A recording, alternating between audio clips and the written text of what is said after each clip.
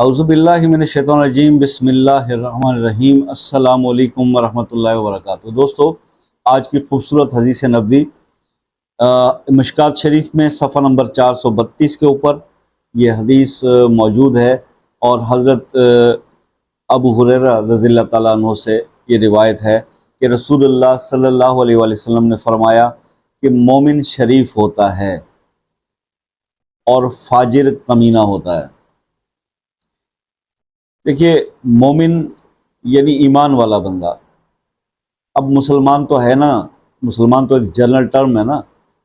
اب اس کی کیفیت کیا ہے کہ ایک ایمان والا ہے، ایک کے اندر ایمان کی کمی ہے، جس کے اندر ایمان زیادہ ہے تو اس کے اندر یہ ہے کہ وہ ہمیشہ شریف ہوگا، سیدھا سادہ ہوگا، وہ دھوکہ کھا لے گا، دھوکہ دے گا نہیں۔ یہ مومن کی پہچان ہے۔ یعنی مثال کے طور پر یہ ہے کہ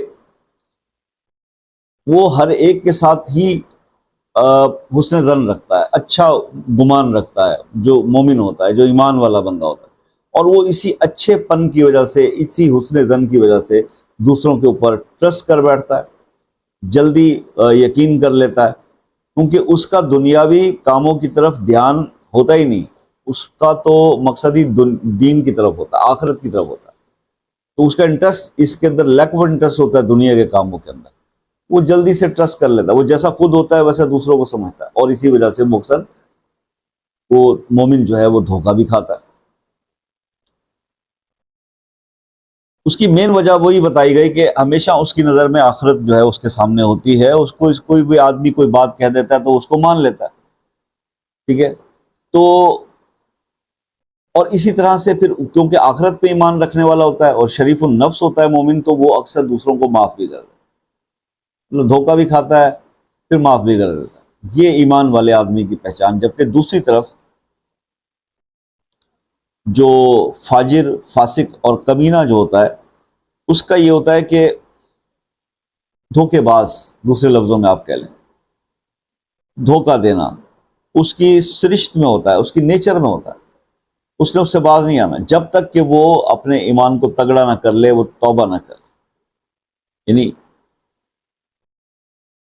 اب اگر ایسا آدمی جو ہوتا ہے، جو دھوکے باز ہوتا ہے، فاجر ہوتا ہے، تو اس کی ایک اور بھی صفت یہ بتائی گئی کہ وہ ہمیشہ اگر اس کے ساتھ کوئی آدمی دھوکہ کر جائے تو وہ ہمیشہ اس سے بدلہ لینے کی پلاننگ کر رہا ہوتا ہے۔ یعنی خود دھوکہ دیا، اور اگر اس کے ساتھ بھی دھوکہ ہو گیا، جب اس کے ساتھ دھوکہ ہوا تو پھر وہ اس کا بدلہ لینے کی پلاننگ میں لگ جائے۔ شریف آدمی کا کیا دستور ہے کہ وہ اس کے ساتھ دھوکہ ہو بھی جائے تو وہ معاف کر دیتا ہے۔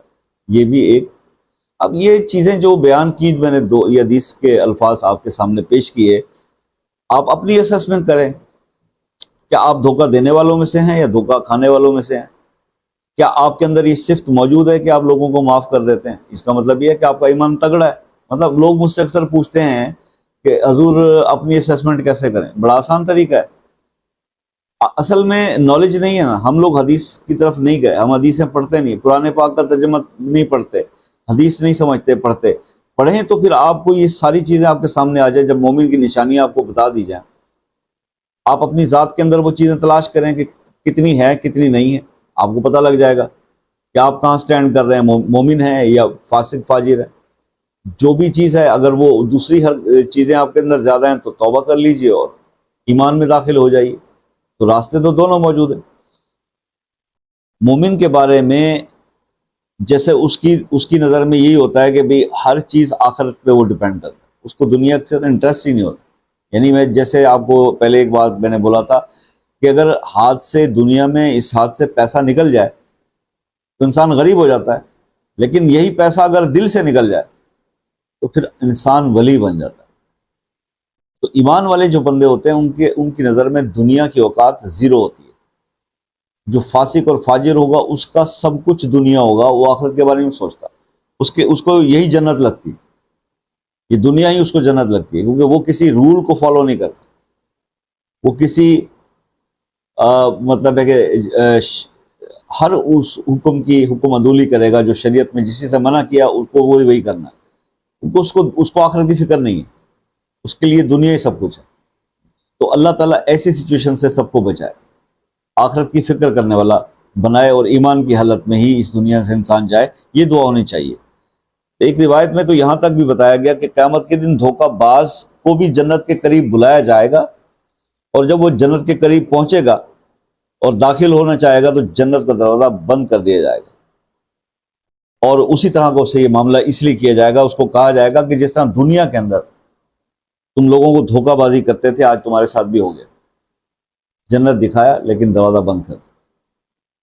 تو کوشش کریں کہ ایمان والوں کی صف میں کھڑے ہونا نصیب ہو، دھوکے بازوں کی، فاجروں کی، فاسقوں کی صف میں اللہ کسی کو نہ ڈالے، اور آخرت کے حوالے سے اللہ تعالیٰ خیر و برکت اور بھلائیاں عطا فرمائے، آمین۔